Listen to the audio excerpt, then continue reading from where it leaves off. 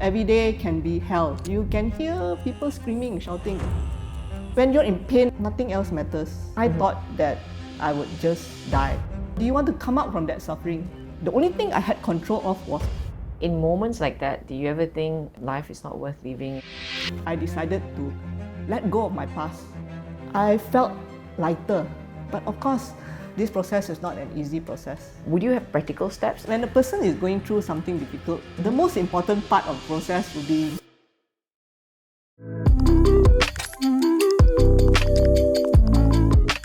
Eileyn, when we speak of the word reset, right, often it's associated with a change that we choose and we endeavor towards. But in April 2016, you survived a horrible fire that resulted in you suffering 80% burns over your body. When that explosion happened, life as you knew it got reset. You did not choose this reset. That reset was forced on you. When was the specific moment when you realized that life has been reset? I can't go back anymore. You see, I was in a coma for 2.5 months and I was in ICU for around nearly 4 months. So when I came out from my coma after 2.5 months, I realized that I was dependent on the doctors and nurses for everything. I could not move. I had muscle atrophy, which meant that muscle had wasted away. And I didn't know whether I would get any better.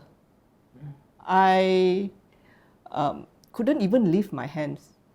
And nobody could tell me whether I would get any better. I couldn't even speak because I had a tracheostomy tube at the base of my neck. And when I tried to speak, I was voiceless.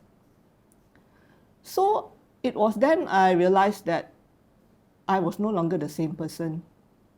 I didn't want to hold back from the past because I realized that I was having negative thoughts like, what if I've done this, or I should have lived a better life previously.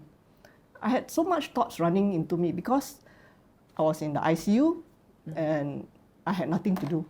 The only thing I had control of was my mind.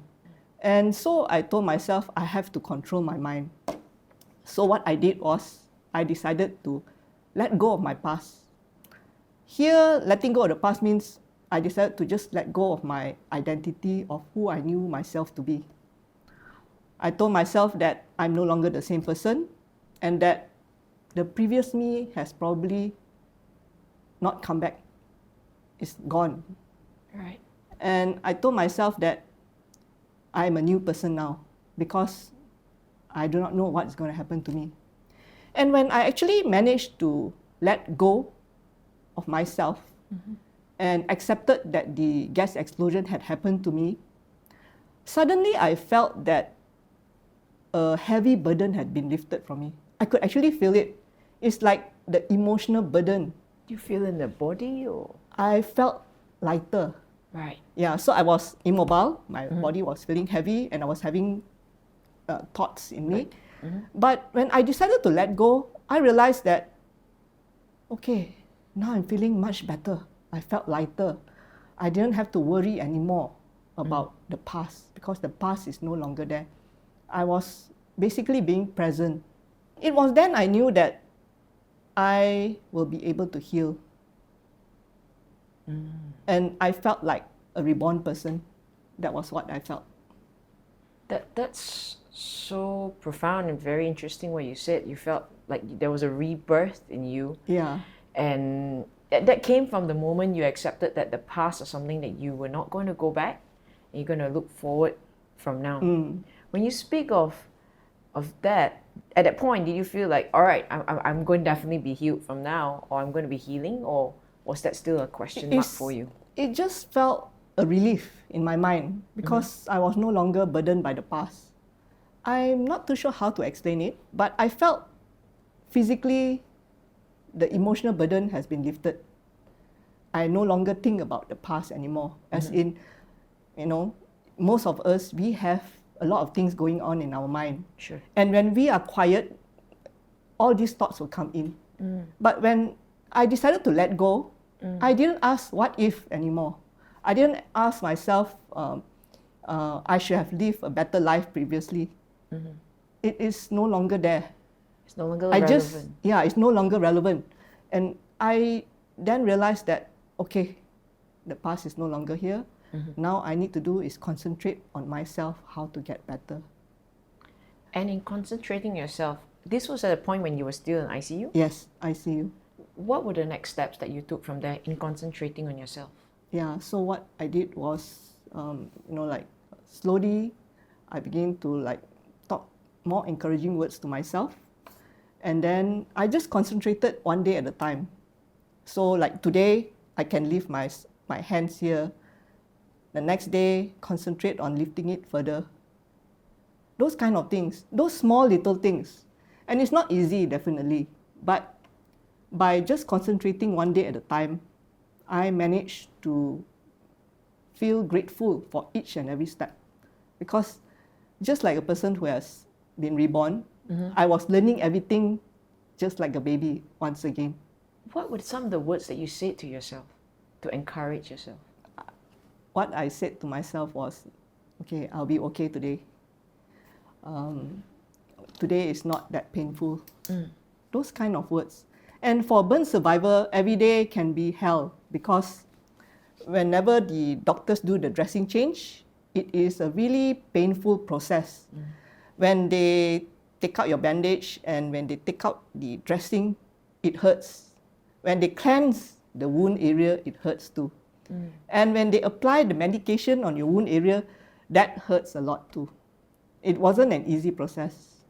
I remember the first time when I had this dressing change, that time when I was conscious. So it was around, I think, after I came out from my coma.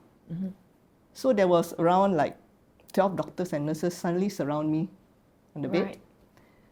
And they did it simultaneously. All 12? Yeah, so that it can be as quick as possible. Yeah. And at first I was thinking, what the hell? What is happening, And then, wow, I was really in pain, So it took around 10, 15 minutes the most. But it was so painful that I was so exhausted. And I was feeling, oh my God, are they going to do this every day, But sometimes they will skip a few days to do because that will depend on the type of dressing. Right. And when you're in pain that time, nothing else matters. Because our skin is actually, all of our pain receptors are at our skin. And when it is painful, it is really painful. You can hear, even in the burn ward, you can hear people screaming, shouting, or crying, For myself, most probably I'll cry. And so being a burn survivor is difficult because of that. It's a lot of agony. Yeah, and the wounds do not heal fast. I see. Yeah, because of 2nd to 3rd degree burns. I cannot imagine the agony that you went through. In moments like that, do you ever think life is not worth living and Oh, no. No. So you're always really positive about it and telling yourself, I'm going to be okay today. It's one day at a time. Because for myself, I felt that I've been given a second chance to live. So when the explosion incident happened to me, I thought that I would just die. But it didn't. And then when I was at the hospital, when I actually came out from my coma, I felt relief. You know why? Because when I was in a coma, I was having nightmares upon nightmares. I didn't know where I was, and I didn't seem to be conscious of my surrounding. I had really weird nightmares. So there was this, would you like to hear about the last dream that I had before I woke up from my coma? Sure. Yeah. So I can remember specifically there was this last dream that I had. I dreamt I was flying. And there was beautiful, colorful things in the sky. And then there was this nice music being played at the background. So I was flying. And then suddenly I heard a stern voice. And this voice said, come on, take your responsibility. And suddenly I was just awakened. I was thinking, oh yeah, I need to find my bed. So I felt I was looking down and I saw, okay, that is my bed, that is the room that I should be. And I was like slowly coming down, finding my bed, but it took a long time, you know. Right. And then I saw some famous dead people, but I was like going down slowly. And then suddenly when I was at my bed, I was like pucking, like I felt like myself, like pucking myself at the bed. And then I went down. And when I reached my bed, I could feel like a thud, you know, like that and thud, you know. And I could feel my body. Before that, I couldn't feel my body. And I was like, hey, where am I? Suddenly I was conscious. I know where I was. Right. I was at the hospital. And when people came to me, I knew there were nurses, there were doctors. And when my sister visited me, I knew she was there. But you were not medically conscious yet, or were you medically conscious at this point? At that point in time, I was conscious. I was slowly being conscious. Did the doctors think you were out of the coma yet at that point? I think, I'm not too sure what they thought at that time, but my sister, she thought that I was still half conscious and not conscious. Right. So what she did was, this is a funny story. She would visit me every day after work. Right. But after some time, she would talk to me, and then she realized that my attention span was very short, and that I couldn't remember what she said. Yeah. So she was talking about the same thing over and over again, you know. So here I was on the bed. Right. I was thinking, why is she repeating the same thing that she did yesterday? You actually remembered? Yeah, I remembered. And then the next day she repeated the same thing. Then I was thinking, but today she's wearing a different color cloth, you know, she's wearing a different clothing. But why is she repeating the same thing? So on the third or fourth day or something, I was looking at her and I said, why repeat? But when I said it, it couldn't come out from my mouth. So she just lit me. And she saw I said, why repeat? Yeah. So she was like, oh, you're conscious. You know what I'm saying. Then I just nodded my head. And then she was explaining to me that she was talking to me. Then she realized that she ran out of things to talk. So she just memorized certain words and all that, and she repeated the same thing every day to me again and again. Wow, okay. While I was in coma. Right. Yeah. So I was like, oh my God. I mean, if I could strangle her at that point in time, I would. You know why? Because I was having these deja vu nightmares. And those deja vu nightmares when I was in a coma repeated again and again. Right. And it's like horrible nightmares. Yeah. So I thought I was in another nightmare, but I was already conscious. I see. Yeah. That what you just described, I mean, it was like an out-of-body experience that I only read in books. Yeah, I believe I probably had a near-death experience. I probably had. I'm not too sure. Yes. Or if you to ask doctors will say, yeah, it's just, you're just dreaming. Or they will just dismiss it. But I believe that I probably had a near-death experience. And you willingly came back. You packed your body, you packed carefully into your body. Yeah, that's what. Wow. When you woke up and you had all this pain with the wound dressing and had all this agony, you were still determined to overcome this. Yes. Because in your out-of-body experience, it was really nice, and you were flying, and it was lovely music. That was the last dream. That was the last. Yeah. But when you came back and then you had to go through the agony, what was helpful at that point to just get you through? It was indeed a difficult time. Yeah, I will tell you that it was the lowest period in my life because it was like so painful. You don't know what will happen to you. You do not know whether things will get any better. And it was really difficult. But I took one day at a time. And I remember my sister was telling me, Eileyn, there are people out there who cares about you. Your friends cares about you. And I felt that support. I really felt love. And one of my friends came to me and she was telling me this, Eileyn, you have to be grateful. And you usually don't say this kind of thing to another person. in hospital, right? You have to be grateful. But when she said it to me, I knew that she didn't say it out of, just saying words unnecessarily and all that, because she is a close friend of mine. And when she says something, it really can help you. And so I realized that, okay, yeah, I am actually very grateful because I've been given a second chance in life. And even though despite the pain, despite the not being able to move at that point in time, but at least I was given this chance. If I'm dead, then it's like my story is gone, right?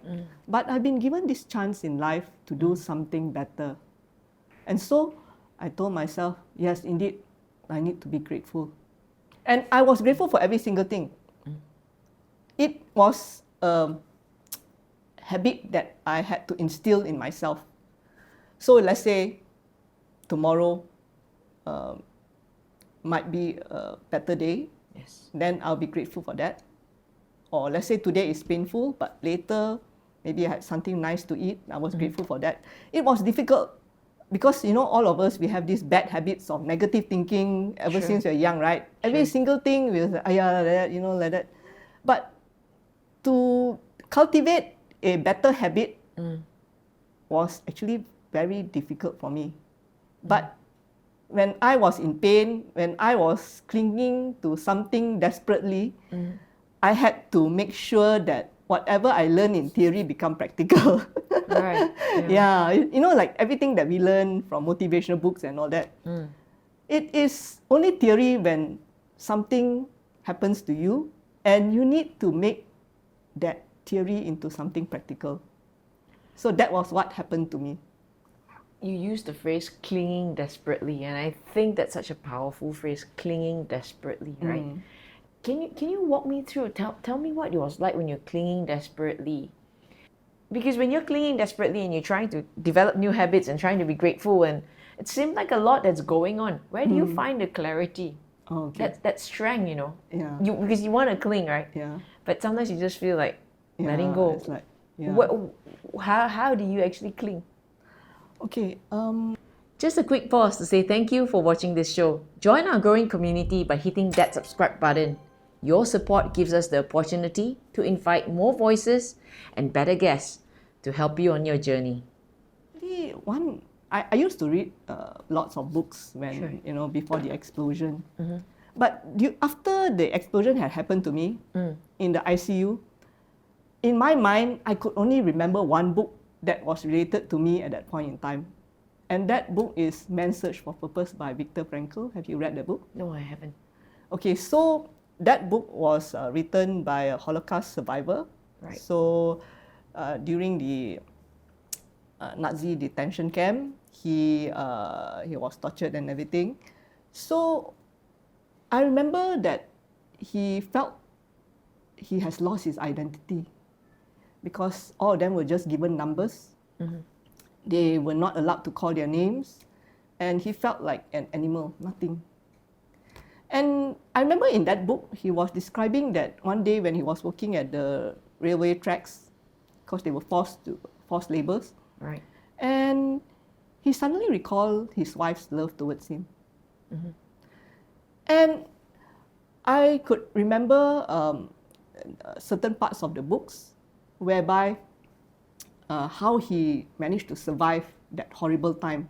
He was comparing to those who don't think at all. Even though you started both at the same time when you're prisoners, Yes. the one who are intellectual, who can think, would survive, have a better chance than the ones who are not thinking at all, even though they were stronger at first. So those who were reflective Yeah. actually did better during Yes. the detention. Yes, yeah, because he It's very was interesting. a psychologist or psychiatrist. I can't remember what he was when he Okay. was detained in this the concentration camp. Yeah. It was a famous concentration camp at that point in time. Auschwitz, Yes. yeah, I think it's Auschwitz. And I managed to reflect what I'm going through at that time, because at that time I was just like another patient. Doctors come and go. I could, how do you say, connect with his story, because I felt like I cannot do anything. Nothing was under my control. The only thing I had in control was my mind. And in his situation, it was the same. He was beaten, was forced, whether they have food or not. I mean, of course, his condition was much worse. Yeah, right. But he didn't have any control at all. Nothing that he was in control of. And except his mind. Yeah, except his mind. So the mind is a very powerful thing. And you mentioned his wife's love. Yeah. How did that connect with the remembering his wife's love and getting through? Yeah. Yeah, on that part, because at that point of time, he didn't know whether his wife was still alive or dead. Okay. But he could feel her love for him. And he clung on that. Somewhat cling on that. And for myself, I was at the hospital. I knew that my family loved me. My sister was there to visit me every day. And I told myself, actually, compared to what he had gone through, I'm in a better position. I was grateful for that. Right. Yeah, I was grateful for that. And I had the care of the doctors, the nurses. Of course, you are in pain and all that.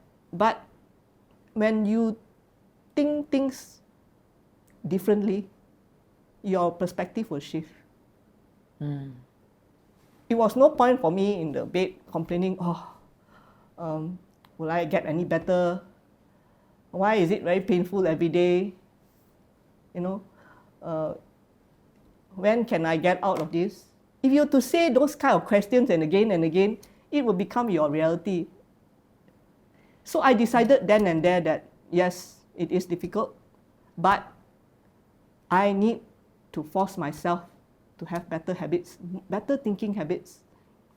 So it sounds more positive habits. It sounds like you had, before your body could heal, you had to have a mental reset. Yes. And because you were suffering 80% burns. Yes. I mean, that's horrendous physically. But before your body actually started healing physically, you healed your mind first. You had that reset. Yes. You made certain decisions on your outlook. Yes. You clung onto gratitude, the love of your family, and the words of your friend, who reminded. It's a very brave thing for her to say. I mean, I don't think I would go to hospital with someone who's suffering and say, be grateful. I wouldn't have the courage to do that. You have a very brave friend. Yeah. But it's because I know her, I know Right. her for quite some time, and I know that what she says, she won't simply say things that is insensitive.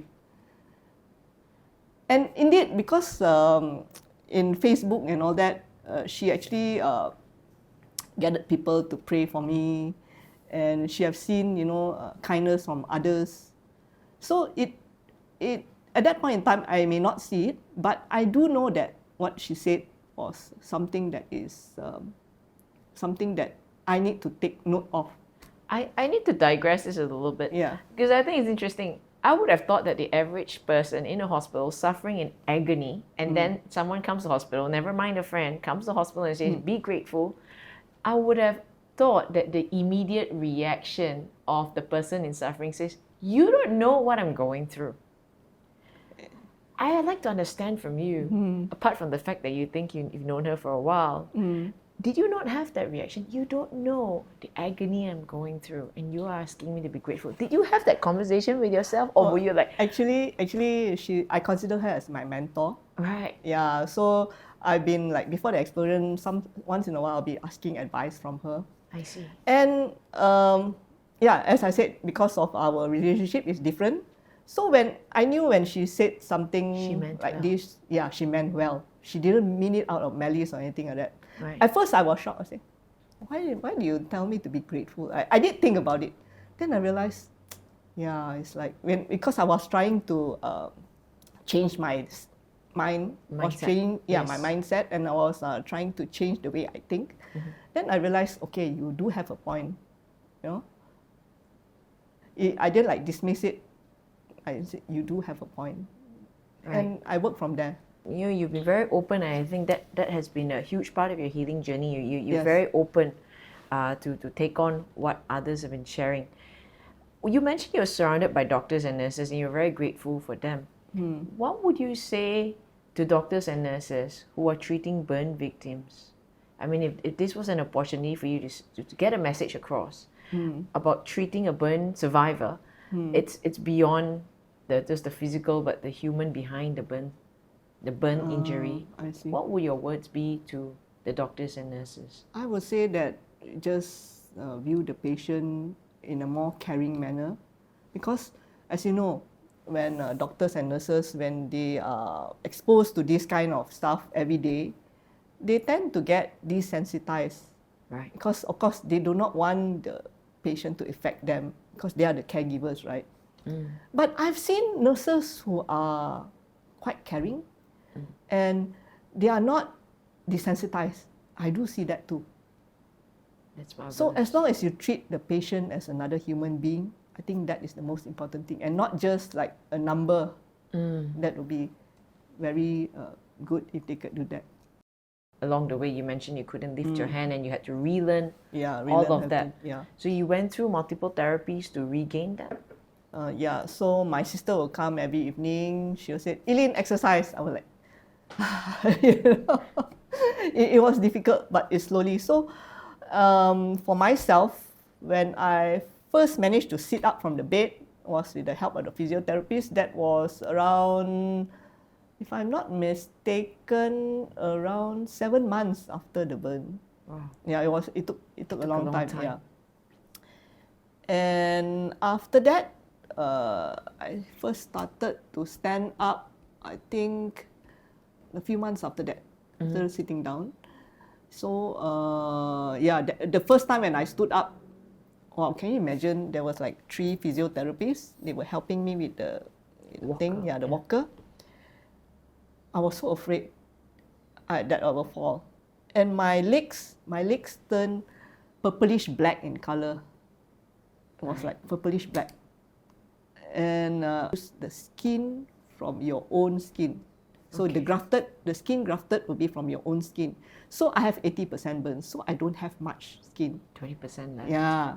So what they did was they took from my head, and then they took certain part from my abdomen and all that. So they just put it on my hands here. So these are all skin graft. Right. Okay. Right. So, but of course this part here didn't stick. So whenever they take your skin again, that part will be like a wound area again. Yes. Yeah. So for my whole body, it took around nearly 2 years to heal, because they had to heal naturally. And sometimes the wound will break down again. It looks like about to heal, then you just break down again. It was very frustrating because I had MRSA. When I was in ICU, I had blood sepsis. So I nearly died from blood sepsis too. I had MRSA up to 4 times in the burn ward. And they took the skin from my scalp. They put certain areas. And then my scalp was the last to heal. I think it took around 2.5 years just to heal. I see. So for burn survivors, the most important thing for us is to be able to function normally again. So for myself, I am lucky that I have all my limbs, that my face was not burned. Yeah, so most of us, we just want to function normally again. 2.5 years, were you on painkillers during the whole time? Yes, I was, so when I was in ICU, I understand that I was on morphine. Yep. So after they brought me to the burn ward, so I was like in pain and all that, right? But they would just give me tramadol. I think it's a type of painkiller. Yep. That was only during the for when they had to do dressing change, then they will probably give it to me. Yeah, but they try not to get me to over rely on those kind of things. Right. And when you did that, 2.5 years is a long time. The progression towards back to normalcy or functioning, you said functioning was the key of it, right? Do you have people to journey along with you in that? Yes, I do, because I was trying to find a burn support group in Malaysia, but I couldn't find any. And my sister actually found Phoenix Society that is based in US. And she was telling me, hey, you know, there is this peer support chat that they have like on every Wednesday in US time, but today in Malaysia is on Thursdays in the morning. Right. So she introduced me to them. Okay. So I just opened my laptop, and then I would chat. And I realized that with this peer support by other burn survivors in US, I managed to talk about my frustration. I managed to get emotional support from them because I know that they have gone through the same as what I had experienced before. And because of that, I feel that I want to build a burn support group in Malaysia. So currently, I'm in a WhatsApp group with some other burn survivors throughout Malaysia. But I feel that I need to reach out to more burn survivors because I want to say to the burn survivors in Malaysia that that you can have support from other burn survivors too, because not many people have that type of support.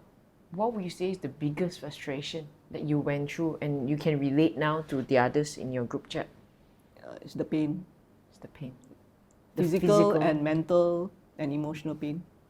That's why sitting here, I'm just in awe because I would have thought that the burn survivor would suffer through physical, mental, and emotional pain. But from what you've shared, you were able to deal with that mental and emotional pain very early on.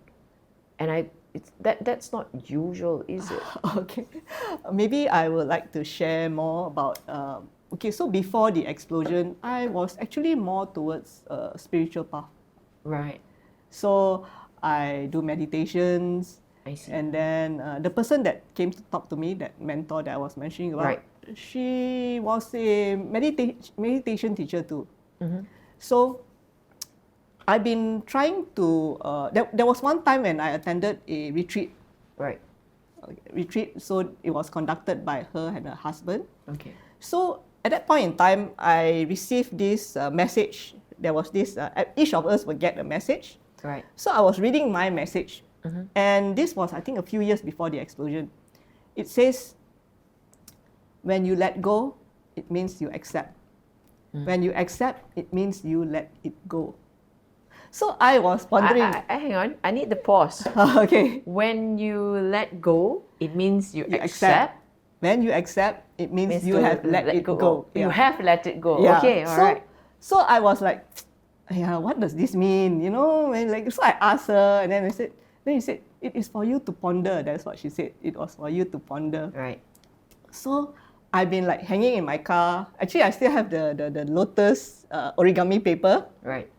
But the paper has like gone missing. Okay. So I've been hanging in my car for a few years. So every time I look at it, but I do know that there are things that I need to let go in my life. So when the explosion had happened to me, suddenly I recall this thing, this message. So I realized that if I want to rebuild myself, I have to let go of the past.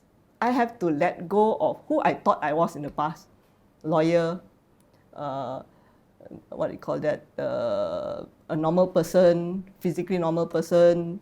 All those things, I had to let it go.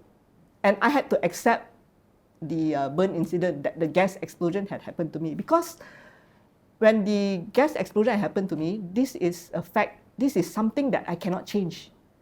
It is in the past. It is something that I have to accept if I want to be better. So I told myself that whatever it is, this is a fact that I can't change. So I need to accept.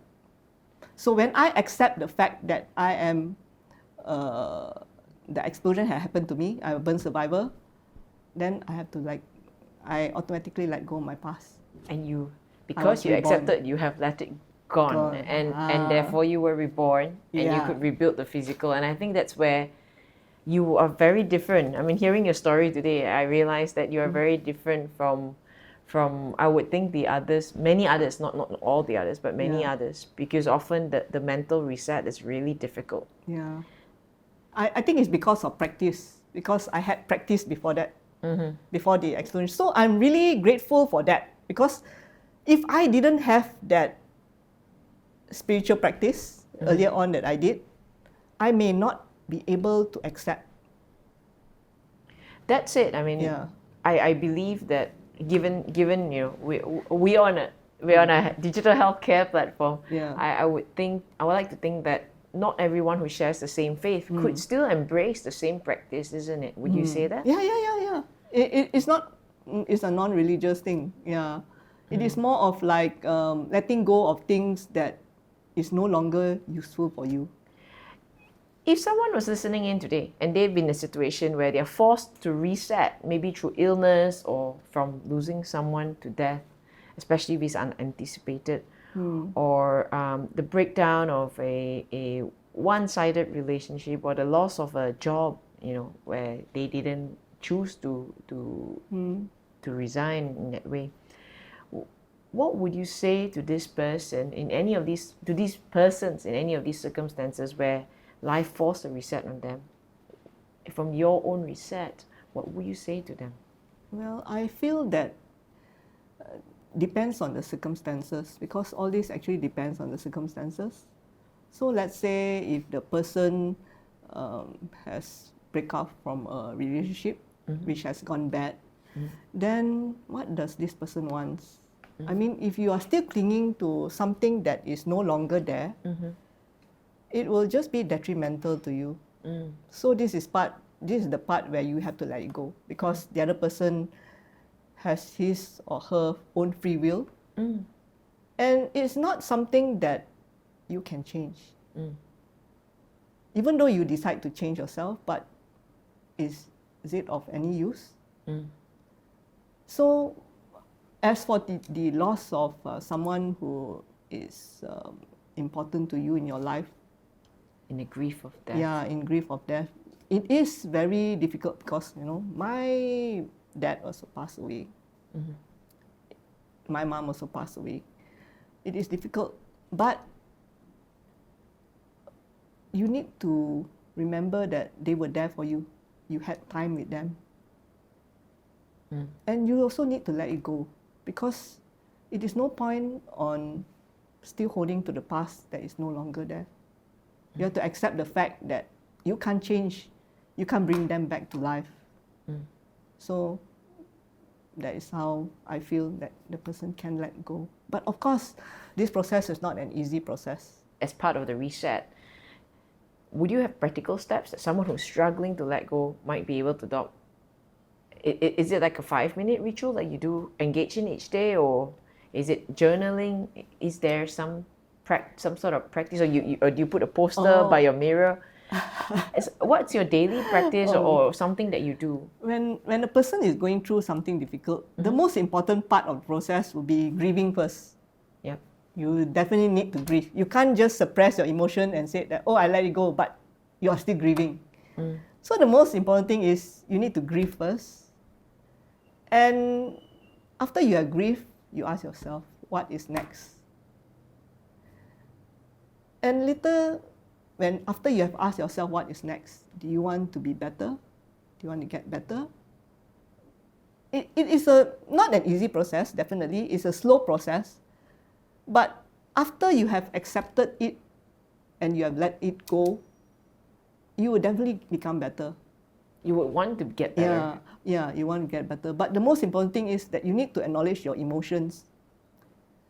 You can't just, like some people say there's what they call toxic positivity, where they say, everything is fine, everything is well and all that. But in actual fact, you're actually in denial. When you're in denial, you're actually suppressing your emotions. So the most important thing is grieve first. Grieve, you need to scream and shout, do it.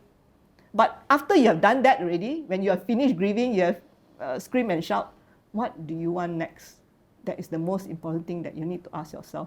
Do you still want to go through this cycle of suffering, or do you want to come out from that suffering? Which I feel that is very important for you to ask. So that you actually need a conscious decision. We assume that everyone will want to come out of the suffering, isn't it? But what you're suggesting is that there needs to be a conscious decision to want to come out of it. Yes. Because if not, you'll be repeating the same thing again. I've known of people who, they keep talking about their glorious days in the past.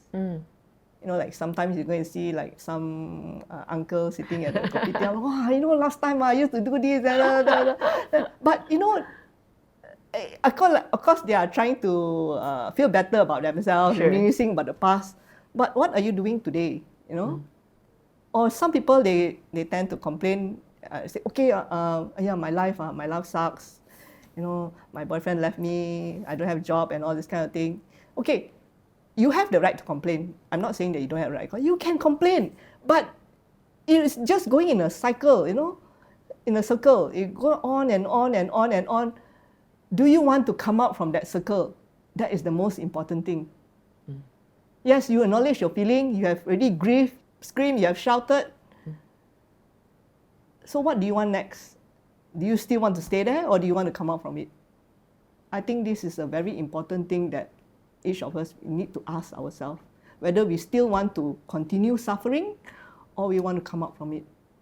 And in the burn ward, I can see that some patients, they were actually suppressing their emotion. I'm not too sure whether I should say this or not, but I feel women are somewhat stronger as a burn patient. Yes, honestly. You think that, women, if we get burned, wow, we are no longer beautiful, and then we have scars all over and all that. I used to think that too, that women, if anything like that were to happen, we can't face it anymore. But I was surprised to see that many burn survivors, female that I know of, they're actually much stronger than their male counterparts.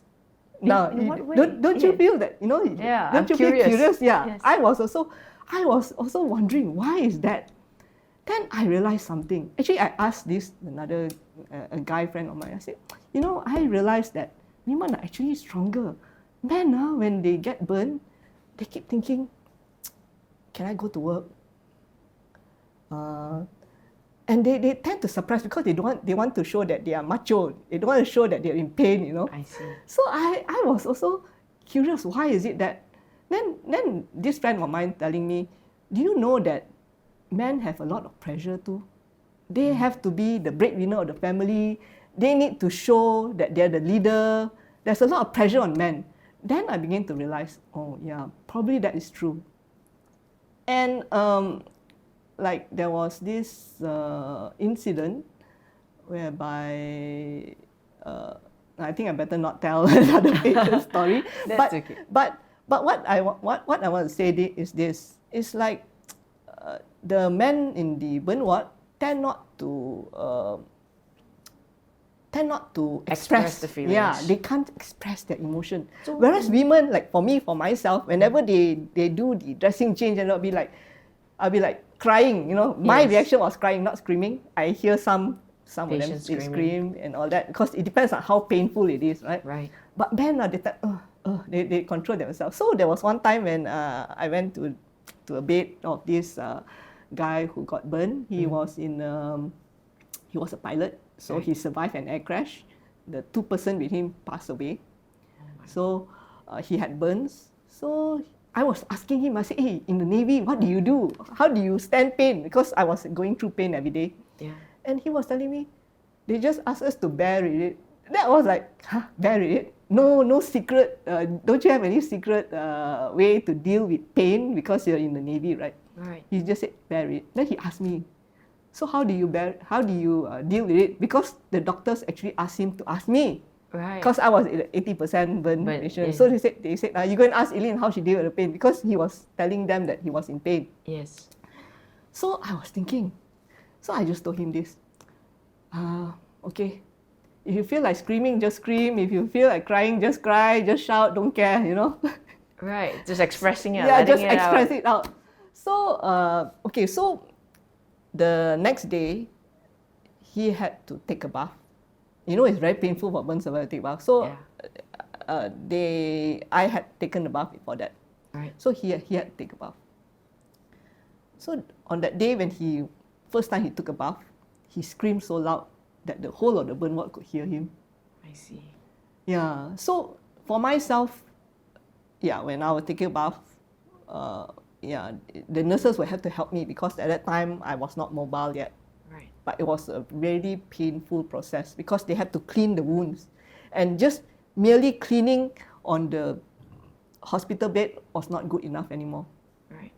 They had to ask me to take a bath. So during the initial stages, they will put me in some sort of like a special type of bed. Yes. And then they will put it in the toilet, and then they will bath me. I see. And that was really, really painful because I had a lot of exposed wounds. And how do you express that pain? Ah, Would you do Cry, it the same as the man? scream, yeah. But his scream was so loud. you It's like, I think it's because of all the suppressed emotions. I see. Yeah, so for me, you need to express your emotions. How do you name the emotions? You spoke before about naming. You need to know the emotions. You said that earlier. Grieving.